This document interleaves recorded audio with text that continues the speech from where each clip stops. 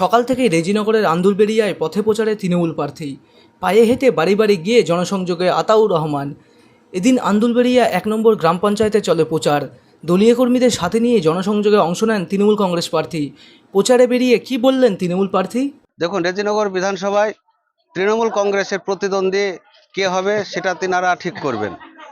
তৃণমূল কংগ্রেস বাদ দিয়ে বাকি যিনারা নমিনেশন ফাইল করবে তিনাদের মধ্যে কত ভোট পাবে, ৫,০০০ পাবে না ১০,০০০ না ১৫,০০০ পাবে, সেটা তাদের নিজেদের মধ্যে লড়াই হবে। তৃণমূল দলের সঙ্গে কোনো রকম কোনো প্রতিদ্বন্দ্বী কেউ থাকবে না। নিশ্চিতভাবে বলতে পারি, এই যে ইউপি নামক যে দল, সে সম্প্রীতি নষ্টকারী দল। সে বাংলার মানুষের কাছে আবেগ নিয়ে যেভাবে সম্প্রীতি নষ্ট করতে চাইছে, আগামী বিধানসভা নির্বাচনে বাংলার মানুষ তথা রেজিনগর বিধানসভা এলাকার মানুষ সবটাই তিনারা বুঝতে পারছে। তিনার যে বিজেপি দ্বারা পরিকল্পিত মাফিক যে গট আপ গেম, সেটাও বাংলার মানুষ বুঝে গেছে। তাই বাংলার মানুষ সম্প্রীতিতে বিশ্বাসী, বাংলার মানুষ শান্তি শৃঙ্খলাতে বিশ্বাসী। তাই বাংলার মানুষ আগামী দিন এই যে ইউপি নামক যে দল, রেজিনগর বিধানসভায় আমি দায়িত্ব নিয়ে বলতে পারি তিনি ৩ নম্বরের স্থান অধিকার করবে।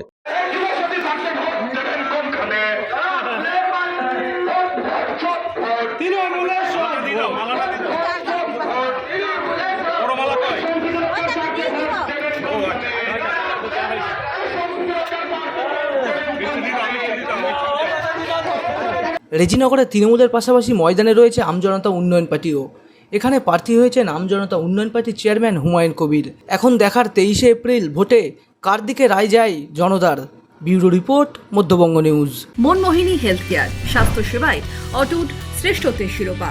জেলায় প্রথম robotic knee replacement, cardiology with cath lab, neurosurgery, specialized trauma unit থেকে স্পাইন ট্রেন, একগুচ্ছ পরিষেবায় নিয়োজিত। Manmohini health care, quality care with personal touch, Berhampore শিল্পতালু।